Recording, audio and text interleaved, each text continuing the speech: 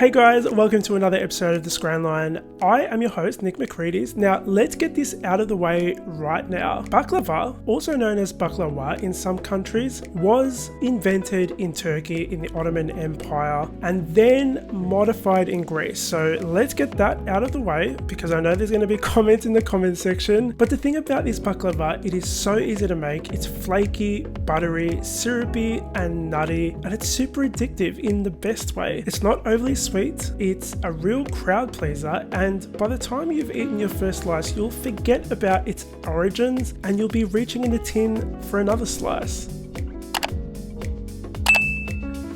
Let's begin with the butter. We're going to melt that, and I wanted to show that first off because once it's melted, you want to let it cool down completely. Not to the point where it solidifies, but it needs to be cooled. Now, some people use walnuts, some people use pistachios. It really depends on the country you're in, and it also depends on how much they cost. In some countries, walnuts are cheaper, and in other countries, pistachios are cheaper. I'm going to be using walnuts today along with a little bit of cinnamon, and I'm going to be processing these in a food processor until I reach like little chunky pieces of walnuts. Let's move on to the syrup, which in my opinion is the star of the show, and I'll show you why. To make it, you're going to be adding some water, sugar and salt, a little bit of lemon, which adds a really nice kind of acidic bite to the syrup, and then I like to add some orange zest. To me, it just makes it a little bit more fruity and aromatic, and it just kind of elevates this syrup. Add a little bit of honey, which is of course one of the key ingredients and flavors in this dessert, and you're going to mix that until it's dissolved. Then let it do its own thing for about 3 or 4 minutes and it's done. Take it off the stove, let it cool down completely.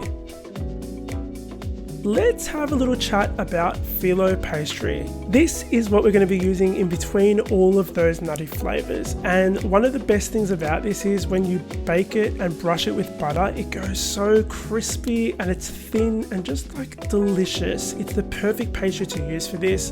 It doesn't really matter how big your baking tin is, you just want to make sure it's deep. So at least let's say 1.5 inches deep, and you want to make sure it's roughly the same size as your phyllo pastry. Brush the entire thing with that cooled butter and then add the first layer of phyllo pastry. Get it nice and flat on the bottom and then brush that with some more butter.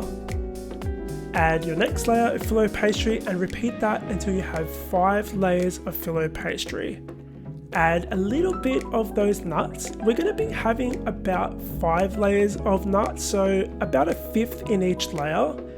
Then add your next layer of phyllo pastry, brush it with some more butter and another 4 layers of phyllo pastry. And that is what you're going to do, repeating that process until you get to the last layer. So again, 5 layers of walnuts, and then you'll finish with the final layer of pastry. Now, I'm going to let you guys just continue watching me do this until we get to the end, and then I'll show you what to do next. Okay, once you've gotten to the final layer, what you're going to do is you're going to get the final layer of phyllo pastry and put it nice and snug in one corner. So you'll have excess on the top and one of the sides. Then you're going to get a knife and cut away that excess. Then use that knife to cut 4 strips of baklava.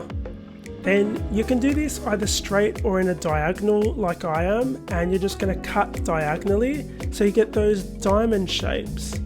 This is going to go in the oven to bake for 1 hour on 160 degrees Celsius. Once it's finished baking, directly pour that cold syrup on the hot baklava.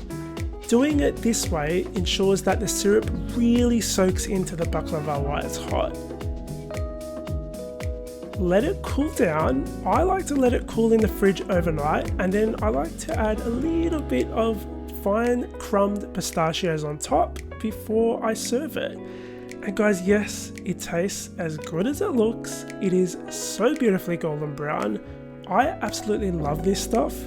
In fact, I made this a couple of months ago and I think I might have to make some more.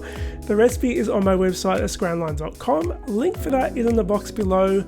As usual, hit the like button, make sure you subscribe, and thanks so much for watching. I'll see you all on the next episode of the Scran Line.